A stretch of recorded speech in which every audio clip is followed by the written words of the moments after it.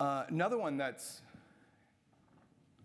this probably goes in the category of advanced common sense, is that the recycling at your facility should actually support the work, not take away from it.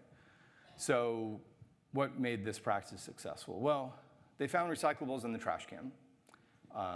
Much like me as a first year at Toyota watching the warehouse, recyclables were in the trash can. So again, two ways you could go about this. Tell people stop putting recyclables in the trash can. Job done, good job everybody, strong management. But instead they ask why. Why are recyclables going in the trash can? Well,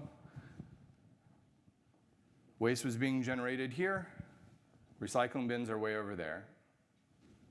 I'm on a piece count, I'm not gonna walk that far to get to it. Well, why were the recycling bins over there? Just move them over here. Well, the recycling bins they had were too big. They wouldn't fit in the line without getting in the way. So they're too tall. They couldn't fit actually under the rollers. So the only place to put them was over there. So now they're getting somewhere. They made some discoveries. They made a few observations. They saw some things. And so they, instead of using the recycling bins they had already, they went out and measured what recycling bin would actually fit under the line itself, under the rollers, and got those.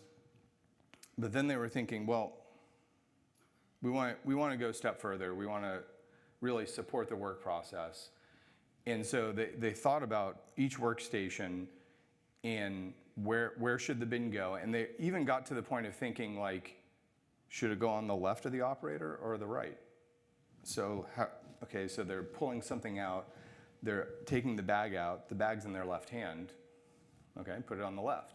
Really thinking through, how do we make recycling take even less time than putting it in the trash can did?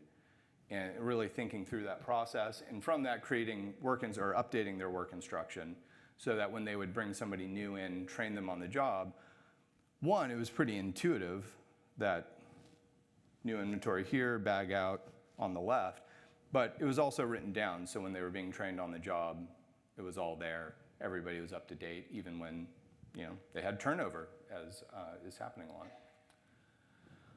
And with this, they were able to increase their recycling rate to over 90%.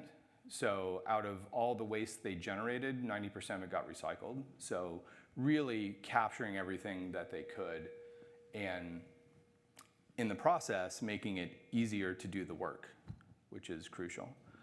A lot of times, companies I've seen that like, oh yeah, we tried recycling, it didn't work.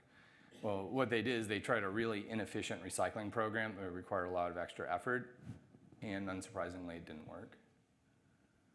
So what can we take from this? What are the general lessons? One is, again, make a few observations, and specifically to ask why. Like, why is it the way it is?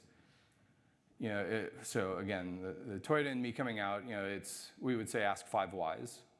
5 is a rule of thumb. Sometimes you only need 3, but it's the idea of asking, well, why? Why is that? Why is that? Why is that? And to try to get to the root cause. And that way you're fixing what needs to be fixed instead of fixing what you first observe. And then, like I said, Toyota is all about eliminating waste, including wasted time and motion. And so recycling can introduce wasted time and motion if you set it up improperly. So it's an important piece to not add waste when you're reducing waste. And then to integrate recycling in the work process, for it to not be a nice to have, and for it not to be the unspoken part of the process that, well, we're not going to update what you're supposed to be doing, and we're not going to update your tack time, but you need to do that too. So just to look at it as mainstream as part of the process. So that is recycling, looking at recycling as a way of supporting the work rather than an add-on.